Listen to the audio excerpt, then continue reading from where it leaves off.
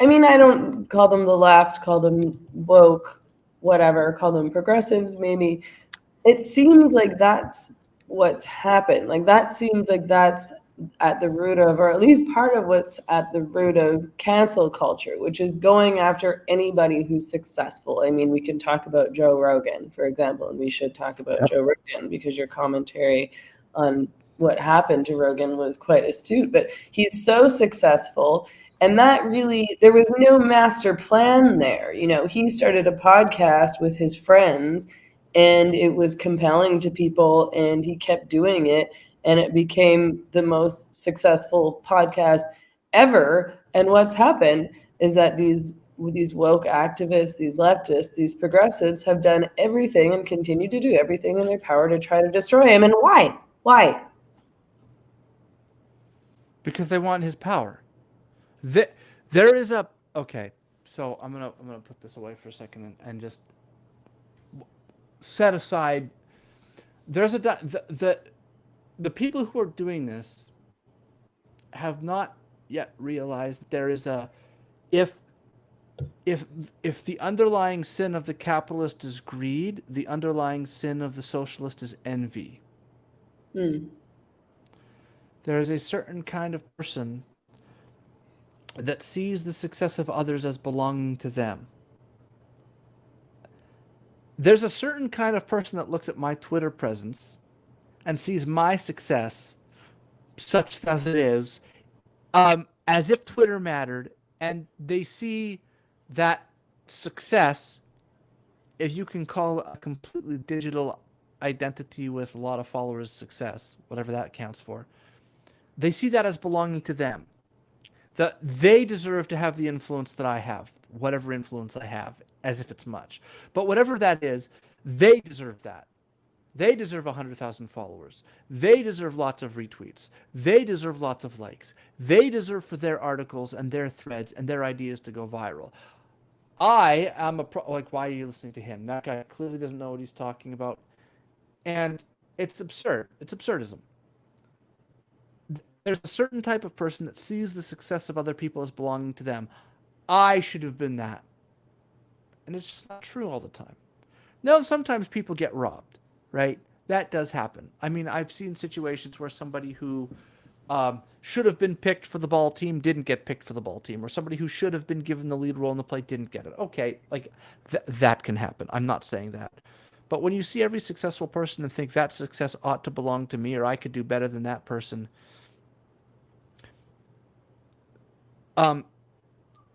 maybe ask yourself why. Do you have a proper view of yourself? I am not claiming to have been successful because of my niche micro celebrity on Twitter. That's ridiculous, silly. It would be absurd for me to suggest that. But insofar as it goes, I think the reason that I've picked up the following I have is because I do a very good job of adding ideas together, of explaining myself and communicating well. And if someone thinks they can do a better job than me, they can have they can start their own Twitter account.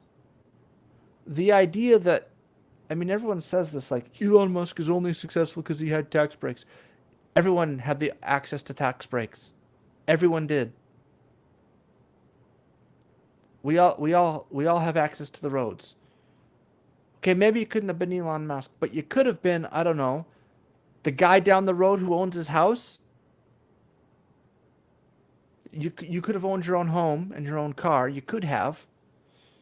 Right? Had you that's not an unreasonable goal, as they say. So, why do you look at the success of other people and think it belongs to you, or think that their success is unjustified in some way? I don't understand this. There's an entire view of people that think that the success of others belongs to them.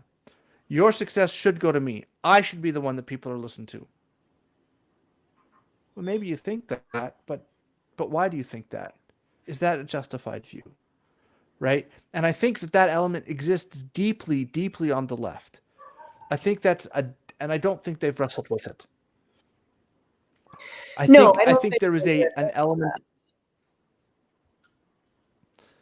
I think that there's a deep element, particularly on the academic left, of we are the intelligent, well thought ones. We have all the ideas. We're the smart ones who know how life works.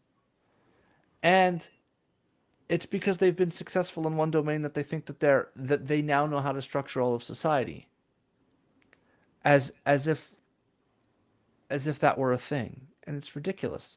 As if the only people that have any business adding to the public conversation is people with PhDs, and everyone else should take a backseat and watch them exquisitely perform their ideas into the world. And it's just not true.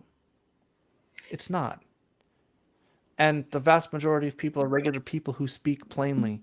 We're not impressed by the fact that you can have created an entire jargon. The fact that you've created an entire jargon isn't evidence that you're smarter than anyone else. It's evidence that you siloed yourself off from the world. Mm-hmm. And so I consider the size of my account to be an indictment of their ability to communicate. And given that they had entire university departments dedicated to communication, you'd think they'd be better at it. Maybe the problem isn't that. Maybe the problem is your worldview. Maybe that's where you've gone off the rails.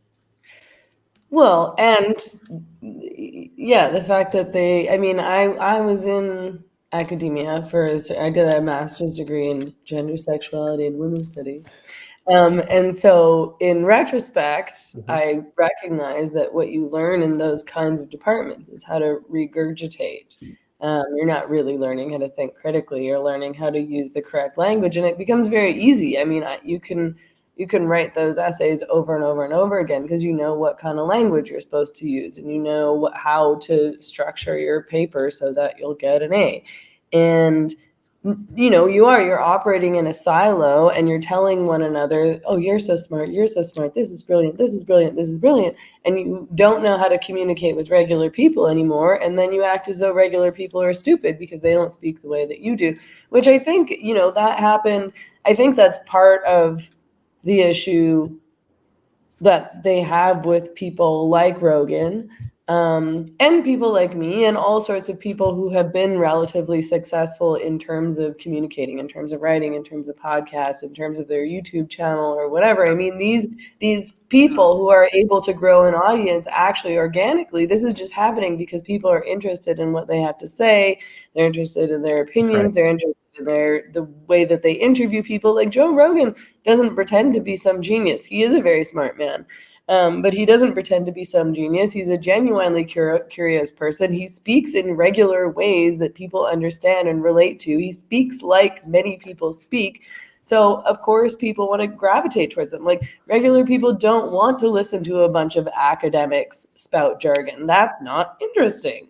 And you don't understand what they're talking about. I don't even think they really understand what they're talking about either. Yeah. And the second thing, there's an element here of part of what they're trying to do, or what it looks to me like these people are trying to do, is to place themselves in a position of authority within the conversation by hijacking the language. Mm-hmm. Like they set themselves up as though they're brilliant. And they're not. I think that the guy who starts up a business and hires a bunch of people and figures out how to make $1 million is pretty smart. Because I bet you a lot of those academics would love to have $1 million. And if they could figure out how to do that by being academics, they'd make $1 million if they could. But they don't know how. So maybe their brilliance doesn't extend to every area of life. Maybe it doesn't. That's the first thing.